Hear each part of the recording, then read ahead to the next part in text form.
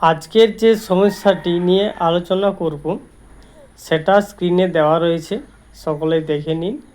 আর যারা এখনও চ্যানেলটি সাবস্ক্রাইব করেননি তাদের বলবো তাড়াতাড়ি সাবস্ক্রাইব করে রাখুন, যাতে কোনো ভিডিও আপলোড করার সঙ্গে সঙ্গেই যেন নোটিফিকেশন আপনাদের কাছে পৌঁছে যায়। 200 মিটার লম্বা একটি ট্রেন 150 মিটার লম্বা সেতুকে 12 সেকেন্ডে অতিক্রম করলো, ট্রেনটির গতিবেগ নির্ণয় করো। তাহলে এখানে কি দেওয়া রয়েছে? 200 মিটার লম্বা একটি ট্রেন 150 মিটার একটি সেতু অতিক্রম করেছে, তাতে সময় লাগছে 12 সেকেন্ড। এর গতিবেগ কত আমাকে নির্ণয় করতে হবে। তাহলে দেখে নিই সেতু, চিত্রের সাহায্যে দেখার চেষ্টা করি। একটি সেতু, এই সেতুর দৈর্ঘ্য কত ছিল? 150 মিটার।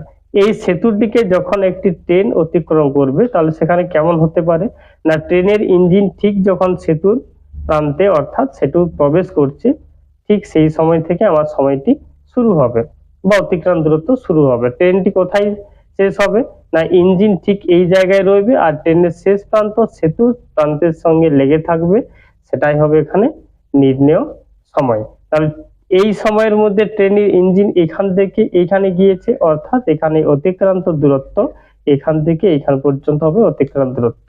এর মধ্যে আমরা কি কি দেখতে পাচ্ছি না, 150 মিটার সেতু দেখতে পাচ্ছি আর ট্রেন তার নিজের দৈর্ঘ্য দেখতে পাচ্ছি। ট্রেনের দৈর্ঘ্য কত ছিল? 200 আর সেতুর দৈর্ঘ্য ছিল 150। তাহলে অতিক্রান্ত দূরত্ব কত হবে? অতিক্রান্ত দূরত্ব এখানে হবে 150 যুক্ত 200 সমান 350 মিটার। অতিক্রান্ত দূরত্ব 350 মিটার। এই 350 মিটার যেতে ট্রেনটির কত সময় লেগেছে? 12 সেকেন্ড। অর্থাৎ 12 সেকেন্ডে যায় কত না 350 মিটার। 1 সেকেন্ডে কত দূর যাবে? 1 সেকেন্ডে নিশ্চয়ই কম যাবে, কম গেলে কি হবে এখানে ভাগ এত মিটার।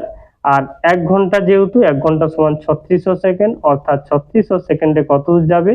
350/12 গুণিত 3600 এত মিটার। আমরা লঘিষ্ঠকরণ করি, 12 3 36, দুটো শূন্য, আমার তাহলে 35 আর 3 গুণ করলে 3 5 15, 3 3 9 1 10, 105 আর 1 2 3, তিনটে শূন্য এত মিটার। তাহলে 105,000 মিটার সমান 105 কিমি। কিমি করতে, মিটারকে কিমি করতে গেলে 1000 দিয়ে ভাগ, অর্থাৎ তিনটে শূন্য বাদ চলে যাবে, এত কিমি।